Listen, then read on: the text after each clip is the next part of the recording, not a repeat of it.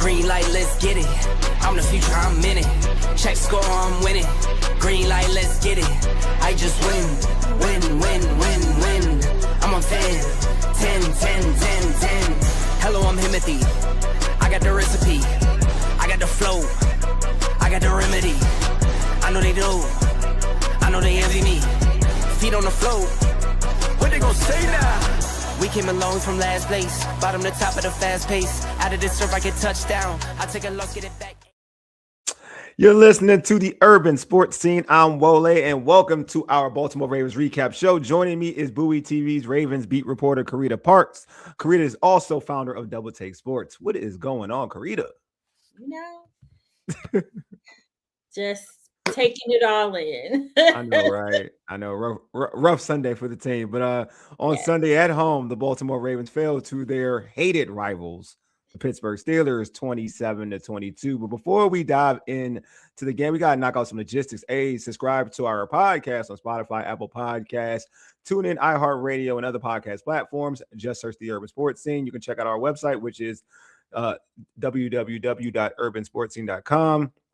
If you're on YouTube right now, make sure you subscribe to the Urban Sports Scene and Bowie TV YouTube channels. If you're in the YouTube chat, we accept super chats. Super chats help us support our shows. The super chats will be prioritized over all comments in the chat. Don't forget to tweet us at Urban Sports Scene. Hit us up on IG and TikTok at Urban Sports Scene, and like our Urban Sports Scene Facebook page. You can also join our Urban Sports Scene Facebook group. Just search Urban Sports Scene, sports bloggers, sports podcasters, and sports debates. All right, before we dive into this game, obviously I mentioned the Ravens failed 27-22 to the Pittsburgh Steelers. We got to go through Carita's rundown, so let's play it right now.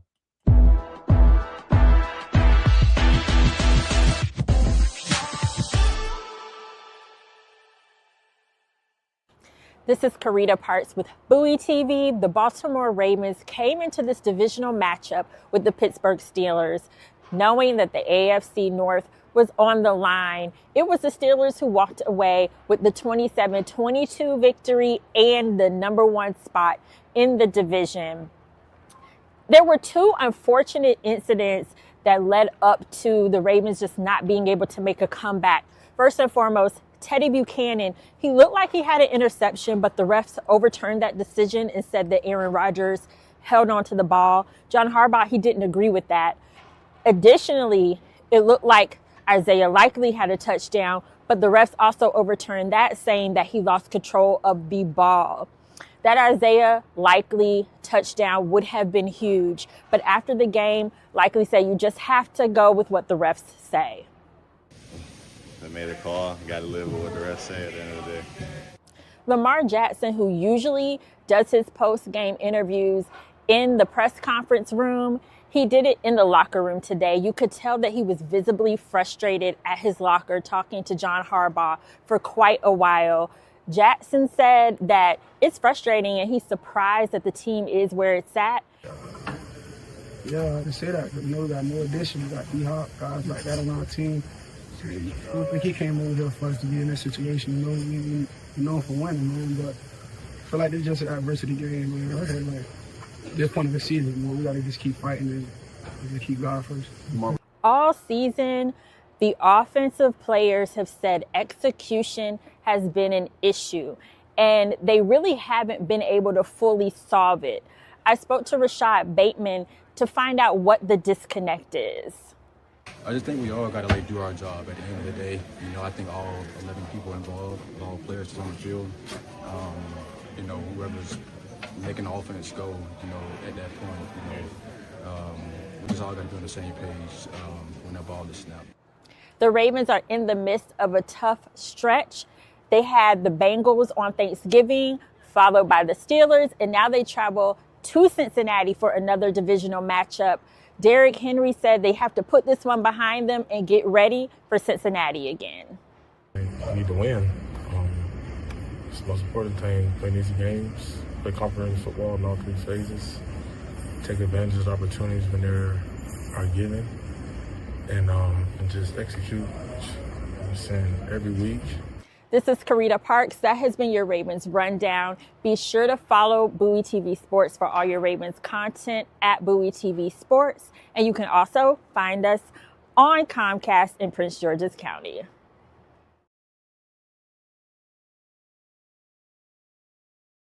Great job as always, Carita. Great work. I want to give a shout out to Lay Mike 8944 says, "Hey y'all, I'm glad I found this channel. Appreciate you. Look at you. Look at you. Appreciate you joining the channel." So Carita, first off the calls. I saw the Isaiah Likely catch. I thought it was a touchdown myself. The one with Aaron Rodgers, that one was kind of hit or miss. That one, but the one with Isaiah Likely, I looked at it and I was like, yo, to me, that was a touchdown in real time, instant replay.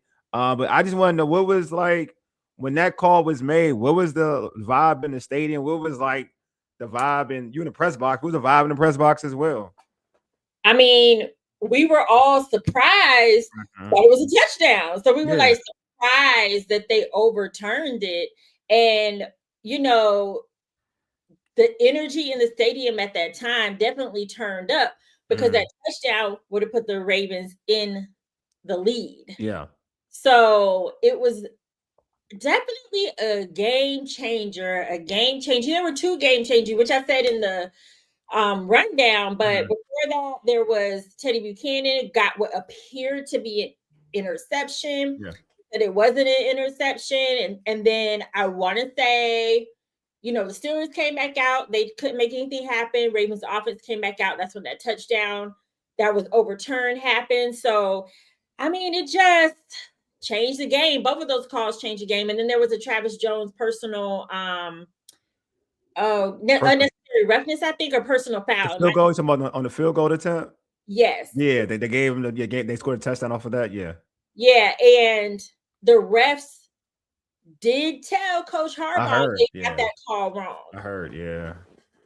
The refs was just giving it to the Ravens. There was no home field advantage on Sunday. Yeah, that's the wild thing too. I'm glad you said that. Like, there really wasn't any home field advantage. I just felt like the calls, even some of the calls that they were making went like penalties and whatnot didn't go the Ravens' way. There was a lot in that game where it was definitely one-sided. Yeah, they were definitely on one. Definitely agree. Like, they were on one, and the referees. So but in terms of like not looking at the refs, like for you, what stood out in the game? What stood out to you in the game in terms of like the play, the surprising play, energy in the stadium? Like, what stood out to you on Sunday? Well, for me, the Ravens, they came out, threw the ball pretty well down the field. And what we've seen, at least the second half of the season, when they get into the red zone, they can't convert to make touchdowns. Yeah. So they settled for 3 points. And they didn't score again. If I recall correctly, they didn't score again until after halftime. Yeah. So that stood out to me because, yes, there were some unfavorable calls. But truthfully, if they would have got going more in the first half, I don't think that those calls would have mattered as much. Yeah. So to me, just these slow starts continue to stand out and continue to be a problem. The fans, it's a rivalry. The fans were definitely there, but there were a lot of Pittsburgh fans there too. They travel. They just know how to travel. They know how to travel. So honestly, both sides had a lot of fanfare. And then I want to also make a point that the Ravens celebrated the 25th anniversary of the 2000 Super Bowl team. It was like the vibes was high. You had Ray Lewis in the building. You had Marvin. You had all these the old school players that were there. I'm talking about old coaches, just everybody. And they did this big pregame. They honored the coaches that were a part of the Super Bowl winning team. Halftime, they honored the coaches. Well, like more so the head coach and the players. Yeah. And it was really nice. It was like really cool. and they were playing, flashing back to the Super Bowl. So you just had all those good vibes, and a win just would have been the icing on the cake, and just could not get it done. I mean, thoughts on Lamar? He hasn't looked 100% to me, but he ran a little bit more in this Pittsburgh game. Your thoughts on the way he played, and are we getting close to seeing the real Lamar? He definitely looked. If we think about the past, I feel like it's been the past 3 weeks, particularly. But I think each week he starts to look more and more comfortable running. But there were times on Sunday where he would run, and it still felt like Lamar would have kept running, and he just would stop. And so the second half of the game, it felt like he was like, all right, I gotta just do what I gotta do. But the first half of the game, he was definitely not taking those runs that he would typically take. Yeah, I feel like second half the urgency was there, right? So you kind of forgot about. I know what you're saying. Like I looked at it like you forget that you're hurt in a way. So it's more like he's putting on that cape. He's Superman again.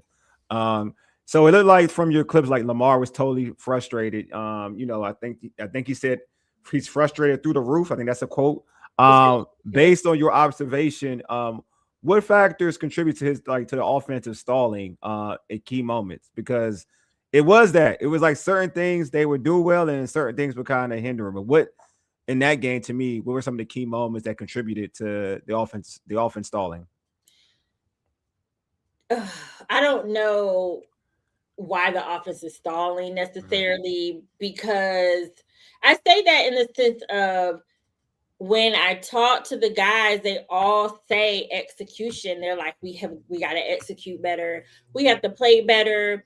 They feel like it's a lack of execution. You heard me ask Rashad, okay, everybody is saying this. What's the disconnect? And he boiled it down to everybody needs to be on the same page. So there just seems to be like, I don't know what it is in particular, but it seems to be something with guys not being on the same page. Now there were mistakes as well.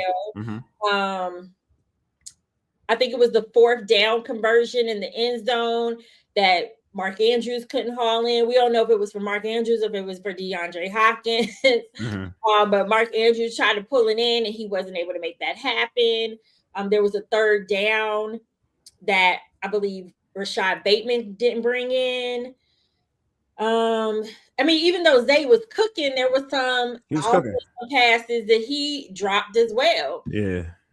I think Derrick Henry had a decent day. He had a good game. He had like 95 yards. They gave him the ball a lot, like about 25 carries, I believe, something like that. But still, it wasn't enough, you know. And so those are just mistakes. Like, Lamar had an interception. I think it was the first quarter. Yeah. So just these little mistakes keep adding up. Then you have penalties, and that last 2-minute drive, there were 2 penalties for 25 yards. It's just silly things that you should not be doing at this point in the season. It's like everybody's not particularly focused. It just doesn't feel like everyone's. And I don't know if it's because this season just isn't going the way they thought it would go, and so they kind of don't know what to do to turn it around, or maybe it's that last year, if they got down, they were making comebacks. They were still in the game. But this year it hasn't been like that. So sometimes I wonder if when things start to fall apart, they don't have an experience really this season to look back on and be like, we could get over this. We could do this, So I just think it's a lot of things. I think it's mental as well as the actual play on the field. Do you feel like watching it, like, observing the game, do you feel like that the Ravens kind of completely beat themselves? And we'll talk about the defense eventually, but you feel like they beat themselves? They beat themselves. Yes, I'm going to say they beat themselves. And the reason I'm going to say that is because if I remember correctly, the Steelers didn't score in the second half. I don't don't think they. No, wait. No, they scored a touchdown. They scored one touchdown in the second half. That was the Travis Jones one, right? But that's the one the refs helped them out with because the defense stopped them. But that's neither here nor there. But I still say they beat themselves because the Steelers did not play as well in the second half. They didn't. I agree. And as I mentioned earlier, that first half for the offense, they were not able to get anything going. And if they at least had like at least one touchdown, I think it would have been at least 10. I don't remember what the halftime score was. So the halftime score, I got you. The halftime score was 17-9. 17-9. 17-9. Yeah, the Ravens, and then the Steelers had a good third quarter. They had a bad their fourth quarter. They didn't do it. They had 10 points in the fourth quarter. Third quarter. The fourth quarter is when they were kind of like the Ravens kind of had them. And to your point, that fourth quarter, the Ravens were moving the ball up and down the field, so they had opportunities to kind of win the game. It's just that they kept biting them. Whatever it was, being cheated by the refs, costly penalties. It was a combination of everything. They weren't helping themselves, and the refs definitely weren't helping them either. So, when you play any game in the NFL, mistakes will come back to bite you. But you definitely can't make mistakes in these division games. I totally agree. Shout out to my man Lou. Appreciate you on IG for tuning in, my guy. So let's go to the defense. Like, we were surprising. Like, we talked about the improvement of this defense over the last some weeks. But in this game, it kind of reared its ugly head in terms of the secondary. This Pittsburgh Steelers team for a while hasn't been able to get the deep ball. And against the Ravens, they were getting explosive plays. I'm glad you mentioned that because I said I think I said it once, but I saw it a couple of times. I was like, DK Metcalf is having to feel that. Cooking them. Okay. Cooking. He was cooking them in particular because he was bringing in everything that Aaron Rodgers threw to him was 20 plus yards. Yes. 20 plus yards. Facts. Yeah. They was getting that. That was the first play out the gate. Yes. DK. And I want to say that was like 40 yards. Yeah, about 40. It was, I think 52, but it was 52 yards. 52. 52. And then boom, they were in scoring territory. So and we saw that a little bit in the Bengals game, which is why the Bengals game kind of worries me that they have coming up next because now they have T. Higgins back. Good point. And I'm like, the secondary right now, them deep balls are not. That was scary. Because to your point, DK was getting one-on-one coverage, and he got Marlon first. And I thought Marlon had good coverage. Actually, I thought Marlon had good coverage. I thought I'm gonna give Aaron Rodgers his flowers. Typically, like, he annoys me sometimes in life, but he was on the money against the Ravens. He was. A lot of his passes were on target. They definitely have not been looking like that the past. They haven't. No, being real, they haven't. They haven't. Look real fresh and ready to go. So I'm with you. Like, that's one thing. Like, he looked like he had a little bit of fountain of youth. Like, he had a rushing touchdown. That rushing touchdown. He did the belt thing. I was like, yard ever. Yeah, like, it was the longest yard. and nobody touched him. Yeah, nobody touched him. But he did the belt thing.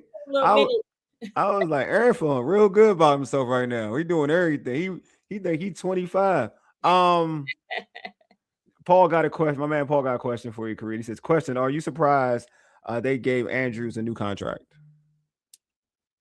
I'm not surprised because I did get the sense that I kind of think of things big picture wise, right? And if Lamar is going to continue to be their quarterback, I don't think taking away one of his biggest weapons and someone that he is really close to would be the best decision. Especially, I don't know. I think that Lamar is up to maybe restructure his contract in the off season.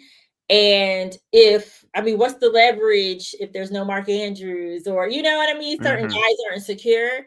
So I'm not really surprised. I just feel like if Lamar's the quarterback, Mark Andrews is going to be with him unless something egregious occurs. And I know a lot of people thought the drop in the Bills game was egregious. But at the end of the day, oh man, he bounced back. We have to think about what he's been able to do for this franchise. He is the leader in receptions. Not a wide receiver, but a tight end is the leader in receptions for this franchise. So they locked him down.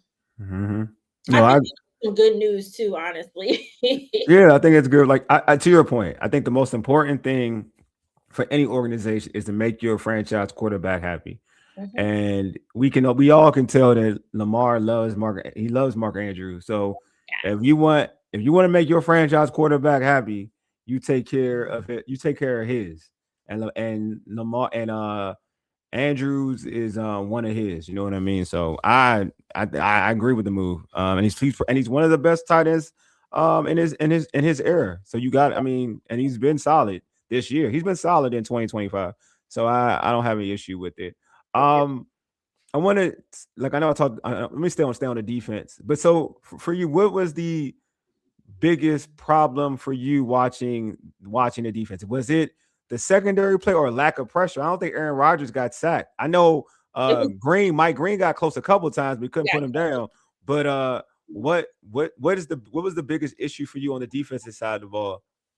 It was definitely the secondary. The secondary was part of it. Okay. But it stood out to me that there was no pressure on Aaron Rodgers. There was, I want to say late in the game, maybe the fourth quarter, they started getting at him a little bit. And I made the comment, we need more of that. They need to make him uncomfortable in the pocket. And he wasn't comfortable. To your point, he was feeling good out there. He was, running, passing, looking like the old Aaron Rodgers. So it's crazy.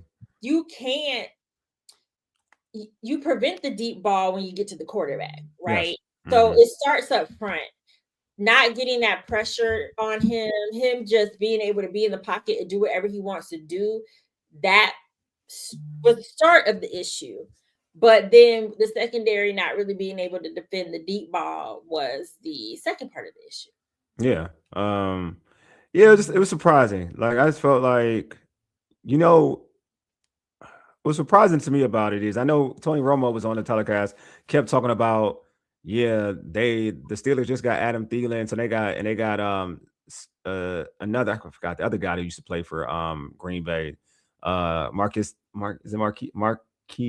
Scandrich or whatever his name is. I ain't gonna mess. Yeah, I ain't gonna mess his name up. I ain't gonna have time for it. I'm a Nigerian. I hate when people mess up my name. So anyway, and he kept saying, like, okay, now since they have threats on the other side, they're not going to be able to double team DK. And I'm like, them dudes ain't good no more. Why are you talking about worried about all that? That shouldn't be a thing. So my question to you is, are you surprised that they didn't like double DK? Because it was one-on-one. It wasn't really double. He wasn't being doubled. Like, he was really getting one-on-one with the cornerback. And it got to a point where I get starting it that way. Like, all right, we have faith that we can take away DK. But it gets to a point where he's like, to your point, he's getting 20-yard catches consistently now. Like, when did that adjustment kind of change? I'm trying to think how often I see the Ravens defense actually double team somebody. Okay. So they don't double team like Jamar Chase? I didn't see the game, so I don't know. I feel like if I remember correctly, I think it's usually one-on-one with Jamar Chase, which I don't know exactly. So don't quote me. Do not. No. I got you. Yeah, I don't remember a lot of times where they're double teaming guys. Got you. That's crazy. And I'm like, maybe they just didn't think DK was going to do them like that, because I haven't been seeing the Steelers game, every Steelers game. No, you're right. I don't know. No, he hasn't been balling. Really been burning like that? No, he hasn't been balling. That was the Ravens game was his best game. I'm just surprised they didn't make the adjustment, because it did seem easy. It got to a point where it seemed easy. That's all. You're right. Like, I would, like, I ain't gonna lie to you. If I was, and this ain't any shade to Zach Orr. If I was Zach Orr, I wouldn't double him either initially. Like, I'm like, y'all not showing me I need to double you. Like, people been calling DK a bust. That's how bad it is to look for him in DK. I mean, I could have sworn he's been kind of quiet. So, yeah. But today, Sunday, it was like, I don't know. He had Christmas early. Like Sunday, he had Christmas early. So I was just surprised that they didn't make that adjustment. Oh man. Oh, thank you, Hassan. Appreciate you, man. Said just found the channel too. Love the content so far. Appreciate you. Thank you. Appreciate you. Paul follows the follow-up question, says what happens to Likely then in terms of since they re-signed, gave Andrews the extension, what happens to Likely? That's a good question. We don't. I say that because I know you're right. All three of their tight ends were in contract years: Mark Andrews, Isaiah Likely, and Charlie Kohler. So, my guess is that there would be a decision between those two, and Isaiah Likely, because of that foot injury, I think he just hasn't been. He just hasn't had. He's not having a bad season, but he's just not having the same impact. Leverage for his contract year. Good point. So I mean, we'll have to see how they go about it. They're always about the dollars and cents. So if there's a market for Isaiah Likely, there's kind of a market. He make more money, he might be willing to go somewhere else because Charlie Kohler, you could keep him and probably for cheaper. Yeah, I think that's the thing. That's the only I agree. I think there's a market. Because of what you're talking about, because of what he brings to the table, his athleticism, his age, and he's really like a starting tight end. You know what I mean? An offensive starting tight end. At his best, yes. He's a playmaker. Yeah, playmaker, exactly. So I know, like teams are gonna. If I'm Baltimore, how I'm thinking about it, you got Mark Andrews, you gave him the money. You're not gonna get. I don't think you can get. You can get what Likely on a bargain unless he really wants to stay. That's all on him. I don't know. You never know what that would be the only reason if he really wants to stay. Because you don't never know a man's motives. You don't know what they want to do. So you don't know. And maybe he loves playing with Lamar. Maybe he's willing to take a cheaper deal. Or maybe the Ravens have been able to keep a lot of people because of Lamar. Yeah, exactly. Or maybe you know what? No. It's his chance for a payday. I know, the Commanders, he said, send Likely down to 95, of course. I feel like I saw somebody else say that. No, it's definitely a thing. Don't get twisted. It is a thing. He has been as soon as it was before. Let me speak, Carita. It was before the Mark Andrews extension, and since that happened, it's gone upwards. Like now, everybody's like, oh yeah, they're like, give him the bag. That's where fans are at with Likely. So to your point, saying that there is a market for him. I know that there is a market. But I will say this: the grass ain't always green on the other side for Likely. You're playing with Lamar. It's different. You know what I mean? Like it's different. Lamar does love his tight ends too. He feeds them. That's for sure. He feeds them. Definitely does. So going to that last. I want to talk about that last drive. Because I feel like there were some time management issues. Like Lamar wasn't like they didn't get the play up, they didn't get the plays quick, and also like that penalty happened on the special teams play, which again I feel like the refs are really nitpicking. It's the last drive, like you calling a holding. I'm like, come on, man, like you're doing a lot right now. Because you can call holding on any play, but that watching that last drive, I want to know what came to your mind because I feel like they took way too much time on that last drive. This goes back to execution. The theme. I know Coach Harbaugh did say he wasn't happy with that 2-minute drive. Yeah. So I'm not sure why there was such unclarity about what to do. But it definitely took way too long. And I mean, they moved the ball again, but they ran out of time. They weren't moving quick enough, like you said. Yeah. They just were not moving quick enough. You got to have that sense of urgency. And the penalties, maybe the penalties threw them off. Yeah, it did throw. Yeah, definitely. But they just didn't have the sense of urgency. And maybe if they would have, they could have won because they got the ball down the field. But just not enough. Oh, late Mike 8944 said it looked like Lamar gave up the last drive. I think he looked frustrated. I know he's frustrated. He was frustrated. Yeah, I'll say that much. I think he's just frustrated. I Yeah. don't think I could ever say Lamar will give Yeah. up. I don't think he gave up, but I think frustrated. That's just not his. That's just not his character. He is the ultimate competitor. Mhm. But I do think I think he was frustrated a lot during that game. Yeah. I think he's been frustrated the past, maybe visibly frustrated. Yeah. 2 weeks at least. Yeah, it's weird to see Lamar so angry. Like, I ain't gonna lie to you, that it's during the game. I don't like, you're in the locker room, you see him I know after when the you game. see him angry. Yeah. Like, for me, Yeah. him not coming to the podium is very rare. I know. That's what I'm saying. Extremely rare. Yeah. He was at his locker, and Coach Harbaugh was actually asked about this because we were in. I went to the locker room anyway because I wanted to get some of the guys, and they leave so quickly that sometimes I just have to miss Lamar or somebody, but Lamar wasn't in there. So I come in there and I see him at his locker. Coach Harbaugh had just got done. So Coach Harbaugh was over there talking to him, and they talked for a while, but you could just see Lamar, the frustration on his face. And for me, that's just not like what I'm used to seeing. So when he said his frustration is through the roof, I really think he meant that. Yeah. Because he's, even during some of these playoff losses that have been bad, the AFC Championship, the divisional heartbreakers, he comes into the room with where the podium is, do what he got to do, and then he's gone after that. But yeah, so that kind of stood out to me, just the fact that he didn't go to the podium the other day. He was sitting at his locker for a good little while, and then he finally talked, but yeah, he didn't seem to be in the best place. And I'm gonna go back to because I'm gonna go back to speaking the locker room, back to the defense a little bit. We talked about this a little bit off air about like what was like the message from some of the defensive players about what they saw, what happened on Sunday. Can you like talk about that a little bit?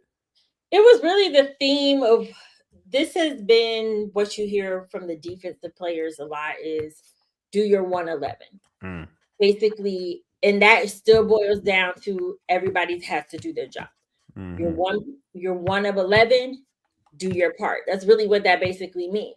And so it came back down to everybody's got to do their job.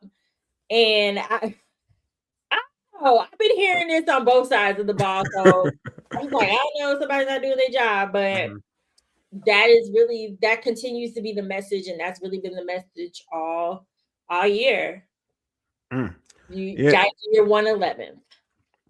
Well, yeah, it seemed like hopefully they get it all situated. But again, like this stint of losing has really been hurtful for the team, especially 2 straight divisional games, Cincinnati, Pittsburgh.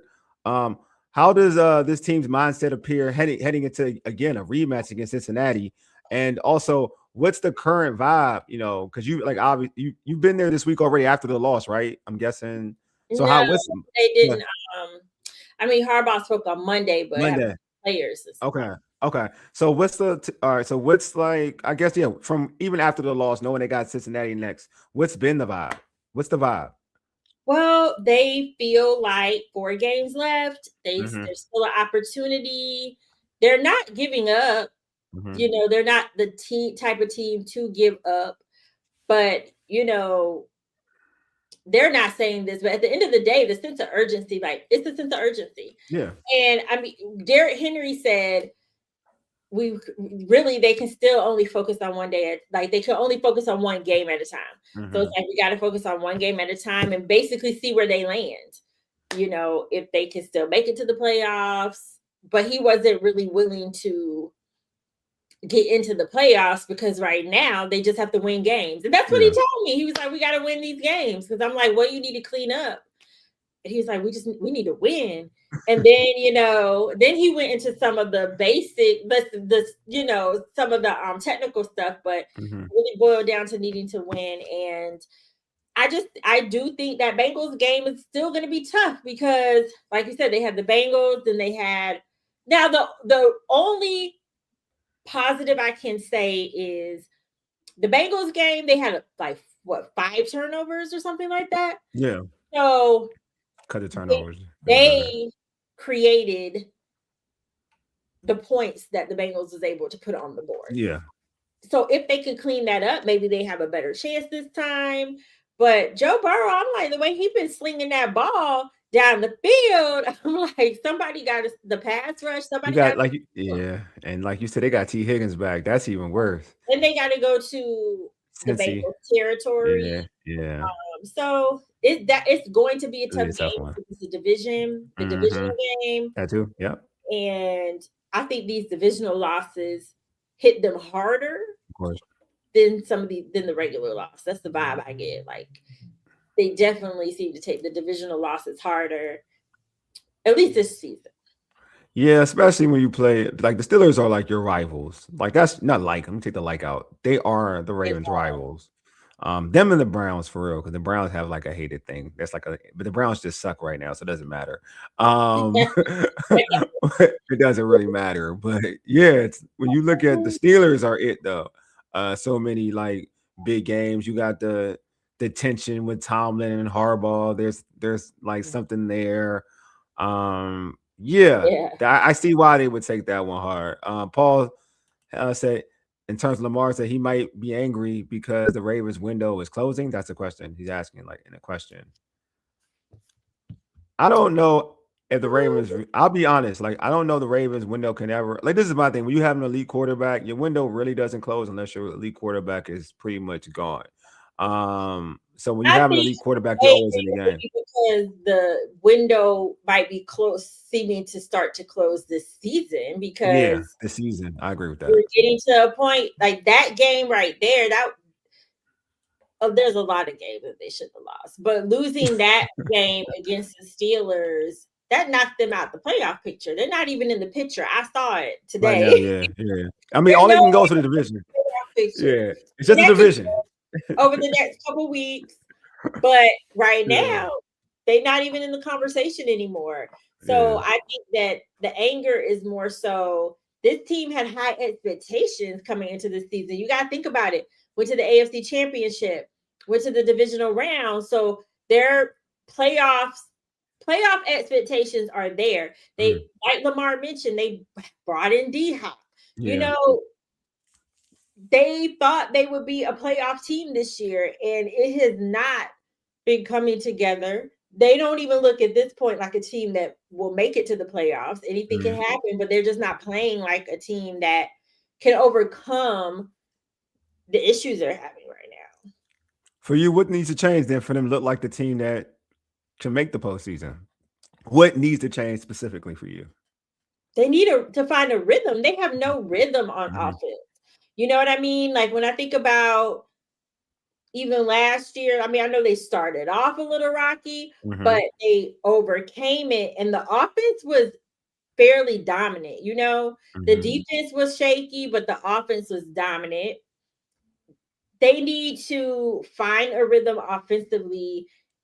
They're not that team. I don't think they've scored over 30 points in the past, in like weeks. Like the first 4 games, I think they were scoring over 30 points. But they haven't been able to do that in the second half of this season. The red zone issues, that's a problem. You can't get down to the red zone and not score. And that has happened a lot. But also, it just also doesn't feel like all 3 phases are clicking in any one game. Like every now and then they're all clicking, but you don't see a consistency in like defense, special teams, offense, like just rolling. No, I agree. Just that 5-game winning streak, but even in that 5-game winning streak, the offense was not dominant. They weren't. I agree with that. I totally agree with that. Yeah. And it was like, and you said it though too, Carita. I give you your flowers. You were like, we got to see them play against like better quarterback playing better teams and see if they can kind of hold up, you know. And they have played against. I mean, the Bengals. When you get Joe Burrow, the team changes, right? So now they're a better team. You play against the Steelers, a better team, and I mean with Aaron Rodgers. With the Aaron Rodgers team to be a better team. Yeah, exactly with Aaron Rodgers. Well, week 14, Aaron Rodgers look a little bit. He looked elite. That's how I want to look at it. But so we talked about a lot of bad things that went wrong. Well, let me add this too. Do you feel like I was watching the game, and we both, I like Rashad Bateman. He had that big drop. I feel bad for him. That could have been a touchdown in my opinion, or maybe a first down if we caught it. Definitely first down. Yeah. But also Zay was getting money. Zay was unstoppable in terms of the past game. But I feel like for me, watching Lamar over these, some odd weeks, but compared to last year, what I liked about him last year is that he shared the ball around a lot more to me. And I think now he's not sharing the ball around as much as he used to. I was frustrated by that. I'm glad you said that. I was frustrated by that. And I was like, maybe it's something I'm not seeing, because in the press box, you don't see everything like you see if you're watching the broadcast. And that's just a fact or whatever. But I'm like, maybe I'm missing something. I'm like, are guys covered? But no, that was frustrating me. I'm like, why? I love that Zay is dependable. Yeah. But it was like he was the only receiver out there. Yeah, agreed. He was barely targeting Bateman. He was barely targeting D-Hop. And the misuse of D-Hop is also bothering as well, because you sign a guy like D-Hop, you got to have a plan for him. And it doesn't feel like they have had a plan for him. And so there's that. And then Mark Andrews barely got touches too. He barely got touches. Yeah. So, he did go for Isaiah Likely, I think, a couple of times. But yeah, that did frustrate me. And Bateman, there's a lot of games Bate don't get that many targets. So I don't know what that's about, but that does bother me, because the whole idea of having all these weapons was to make Lamar better, or not make him better, but get him to where he wants to go, which is the Super Bowl. Yeah. But I know you can't use every weapon in every game, but it's just not, it's almost like he doesn't, I don't want to say, I don't know what it is, but he's just not spreading the ball around. Yeah, that's the thing. With the discomfort that he's having. Yeah. Because like you said, he's not playing like the Lamar we're used to seeing. So I don't know if it has anything to do with that, and he's just going to who he feels most comfortable with because of that. But there's a lot of guys on the field, and he needs to get the ball to them. Yeah, because I was listening to the broadcast, and Tony Romo was like, other guys need to step up. It can't just be Zay. And I'm sitting there thinking to myself, like, obviously, you just you don't really watch the team enough, so I get it. You didn't watch the team last year to know that Bateman was close to getting 1,000 yards last year. So he is a very capable wide receiver. It's just that it seems like, I know Bateman's been hurt too.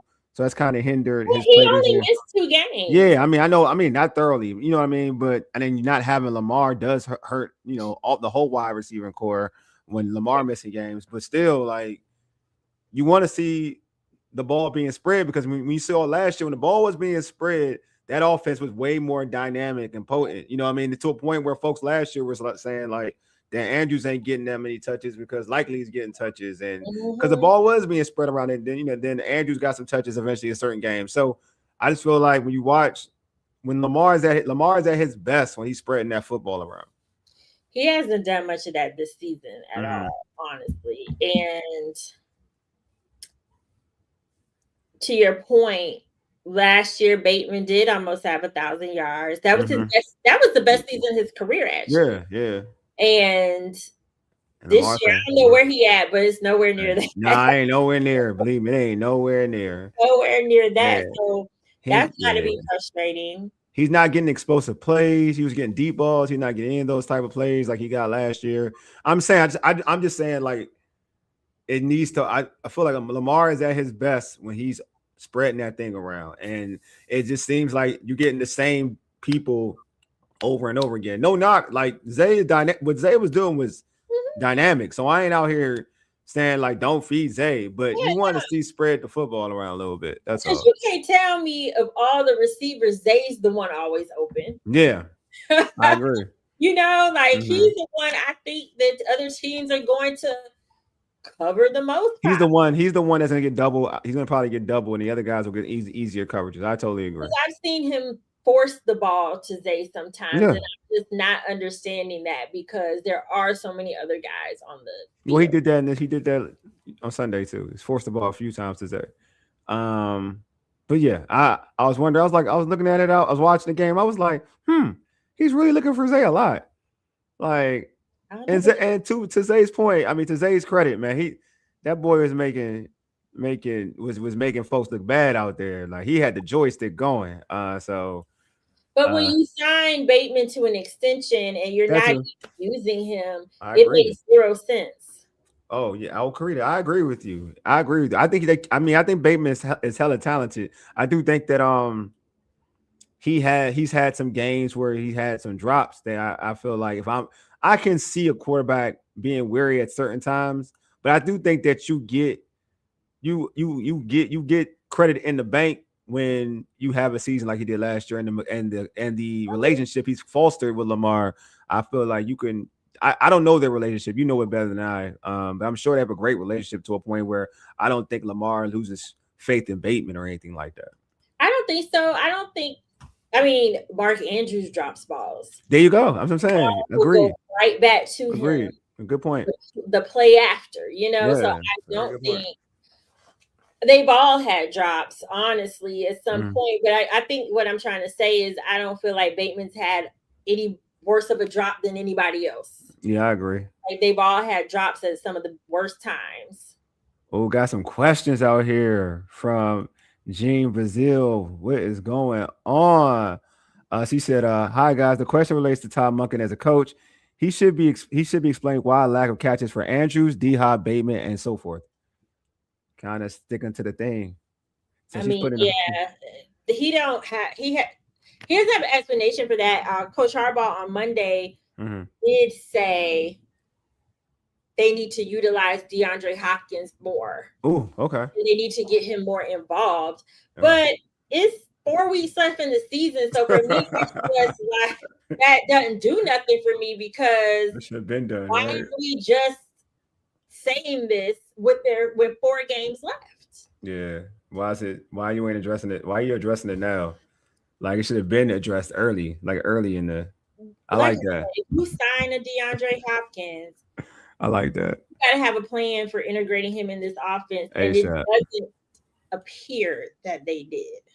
No, I agree. I totally agree. I do think Bateman should get more touches. I personally think that the Ravens are and this is not because I just like Bateman as a receiver or whatever, but I do think that the Ravens are a better team. One, they're a better team with Derrick Henry touching the football. Everybody, I always say that they're a way better team. With Derrick Henry gets like 25 carries, they're a better team. And secondly, they're a better team with Bateman is getting work because that now allows Zay to do a lot more work. Now, if you're worried about Bateman, that makes Zay's getting one-on-one. You know what I mean? Like, you can't shade over to Zay. Or, you know what I mean? It makes Andrews better, makes Likely better. You know what I mean? Because Bateman's capable of getting open one-on-one. He's capable. He showed you all that last year. So I think that So I feel like the team is better suited if they can go there. If they can get him loose. I think if they get him loose, it opens up everything. Actually, to be honest with you, I would like a game plan. If you're going to throw the football, try to get him loose early because you're going to always have Zay in the bank. If that makes any sense, you're going to always have Zay in the bank. Zay is going to always make it do what it do because Zay is he's that explosive of a wide receiver where you can give him any type of pass and he can make 5 yards in the 20. That's just how good he is. So yeah, I think that I would more than even D-Hop. I get you got to get D-Hop involved, but to me, getting Bateman involved even more early, just early. 1 is good for confidence. 2, give him a rhythm. 3, it helps everybody else out. I don't know. It doesn't feel like they game plan around Bateman's involvement. Just from what I agree with you, Carita. Those meetings, but just from what I see, it doesn't feel like that. And then I definitely don't think I always thought DeAndre Hopkins for sure would be the third option anyway. Mm-hmm. Yeah. But even as the third option, they don't use him well. Yeah. So I don't know what that's about. Nah. Yeah, I'm like, does Todd Monken have too many weapons that he don't know what to do with everybody? It's possible. I don't know. That's possible too. It's possible, but that's very possible. I haven't seen a lot of improvement in that area as the season has progressed. It's not like it was an issue, and then as the season progressed, you start to see like better involvement from both Bateman and D-Hop. They have issues. Sometimes sometimes they have issues feeding Derrick Henry the ball. So I feel like maybe they do have too much. Maybe he does have too much talent. Like sometimes some people have to suffer from it. So I want to get like we kind of been on spoke about some negative stuff. I like to keep certain things positive. For you, what were some of the positives on Sunday? Like positive play. You had Mitchell with a nice run. Yeah, Keaton Mitchell. He got hurt, right? Did he get hurt after that run? I think so. Yeah, he did get hurt after that run. And I think it was because of the run, because I did notice he looked like he slowed up a little bit close to the end zone. I feel like Keaton pre-injury would have made the touchdown. But I was good with 52-yard run, honestly. But I did say to myself, he need to get in the end zone because I thought he should have scored. He should have scored. I didn't have faith in the offense be able to do it, but I think they did on that one. They scored. But they did score. Okay, but yeah, Keaton with the 52-yard run. What else? Yeah, which way? You like that? Have many. Well, it was an up and down game for the defense, but I do think they did enough to have the offense done what they needed to do, where the Ravens could have won the game. True. Like, at that fourth quarter, definitely. In the fourth quarter, I say that's a positive. I remember. Let's see. Yeah, those are all I can think of. It's okay. Yeah, I mean, all I have I like Mitchell's nice run. That stood out to me. Zay, obviously, I think Zay had a. Oh yeah, I mean, but we've been talking about Zay a lot. Yeah, I know. He had a great game. It wasn't a lot though. I won't lie to you. It really wasn't a lot. I'm gonna hold you. Hard. Yeah, like I thought Derrick Henry, he ran very well in the fourth quarter. Like it was like he kind of got his rhythm in the fourth quarter. Yeah.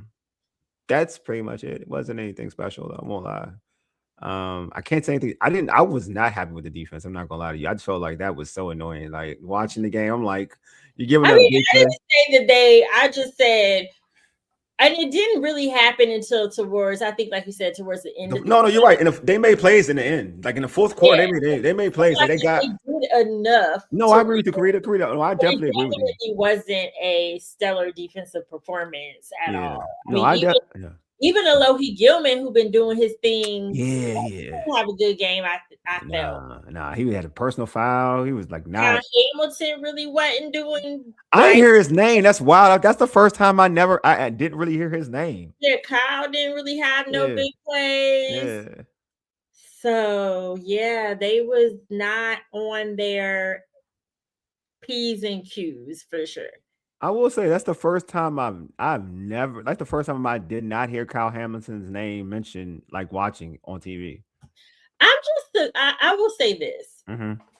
For me, with the division on the line, I just didn't see the hunger. Okay, got you. I didn't see the hunger. Like we coming for the number one spot. I just didn't feel that. In my opinion. No, you're right. I totally agree with you. Basically, like I'm just going to like paraphrase it for the folks in the world that speak in lingua. The Steelers wanted to smoke. Yes, they wanted the Ravens. The Ravens ain't want it. Let me put it that way. Like Patrick Queen. Smoke. Yeah, Patrick Queen came back. Like he was hurt off and on, came back, made plays. He wanted to smoke. Like there's players on that team, like Aaron Rodgers. Oh, you know what? But he wanted to smoke. Like he came in motivated. Like DK wanted smoke. They had players that I'm not saying that everybody on the Ravens didn't want smoke, but the majority of folks seemed like they didn't want to smoke. And the Steelers were all about that life. They were all about that life. I mean, I guess to your point, I can't speak for nobody, but I didn't Zay might have wanted to smoke. I think Zay wanted to smoke.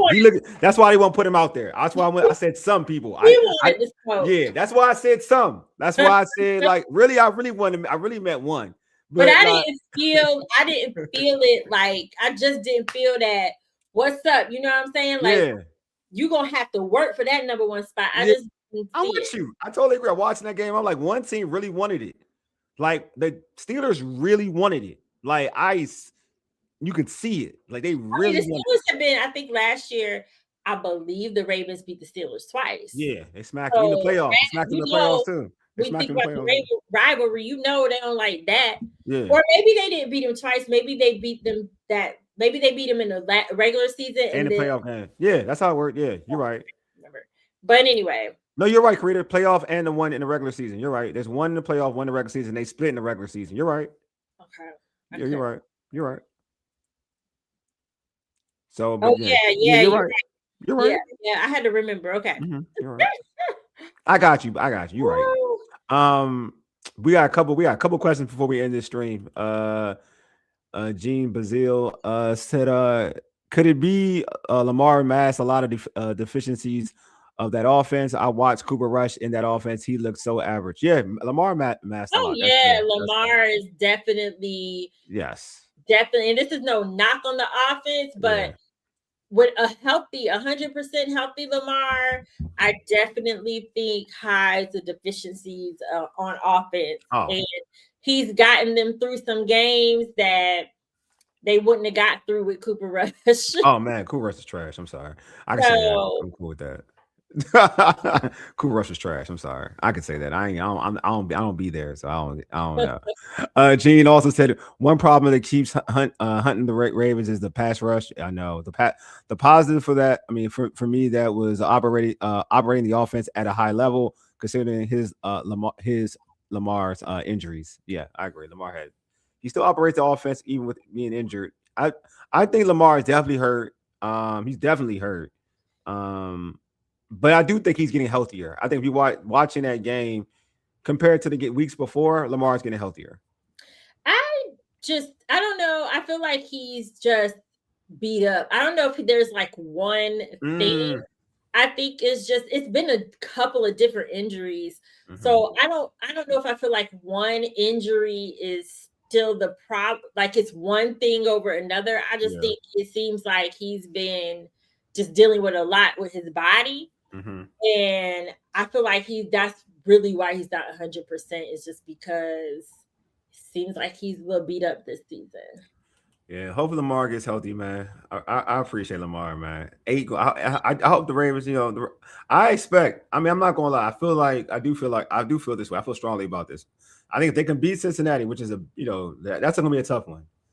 That's a tough one. If they can beat Cincinnati, I do think they beat Pittsburgh in Pittsburgh. Like I have a feeling they beat Pittsburgh in Pittsburgh. I feel like something's gonna come down to that Pittsburgh game. Even before this season started, seeing the Steelers as the very last game, it just feels like there's going to be some decision that comes out of that game. Yeah. I guess if the Ravens don't win on Sunday, maybe not. But I think Sunday's a must. I mean, obviously it's a must win, but Sunday is stronger than anything. I just believe that if they could win that game, I think that's the key game for them. If they could win that game, pull it out, I feel like the division is theirs. That's my belief. I think the division is theirs. The only thing that makes me pause is when they had a chance to take the division. And they didn't take it. They didn't take it. So then I'm kind of like, well, are they suddenly going to find some magic? Maybe they will. Mm-hmm. But you're welcome. You're welcome. Appreciate you. Man, appreciate you. It's tough on me at my job. Well, thanks for joining us. You know what I mean? We appreciate it. I'm glad. Look, this is therapeutic. I know for a lot of people, man. Sometimes you gotta talk it out. It's tough at your job. So if you're in Jersey, that's like that's Giants territory.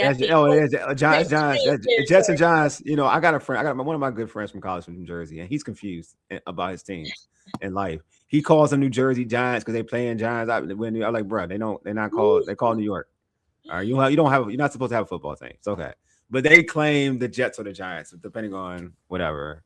Yeah, you know what I mean. But yeah, I'm glad. But again, I'm glad you joined us. We appreciate you. So Carita, before we end this stream, how can folks catch you on social media, catch your content, catch your stream? Oh, thank you, man. Lay Mike up, lay Mick, I guess. Same here, Gene. We always talk football Monday morning at work. I was dreaming last Monday. It's all good. It is all good. But yeah, how can folks catch you on social media? Catch your great content for Bowie TV and also for Double Take Sports as well. Yes, so you can catch me on all social media platforms at Carita C. Parks. Also, my Ravens content is highlighted on Bowie TV. That's at Bowie TV Sports on all platforms. Then I'm also the owner of a media company called Double Take Sports. So be sure to follow us for all kinds of sports coverage, from WNBA to college basketball to Wizards, a little bit of everything. Yeah. Give us a follow at DBL Take Sports. That's awesome. You're getting flowers from Gene. Look at Gene. Look at it. Oh, thank you, Gene. I appreciate that support. I really do. It's nice to know. To know. You ain't saying nothing about your Wiggins interview too. You gotta tell folks you slipping. Oh yeah, I mean you slipping. You gotta do right. I'm telling you, child. You know how many things I have put out lately. So that's why you're here. If I was something. So yeah, I did an interview with Nate Wiggins yesterday. Mm-hmm. Thank you so much. I did an interview with Nate Wiggins yesterday. It was a little different because it was focusing on his partnership with Novartis for My Cause, My Cleats, where he is bringing awareness to breast cancer and really advocating for early detection. So I try to show different sides of the players, not just everything that they do on the field.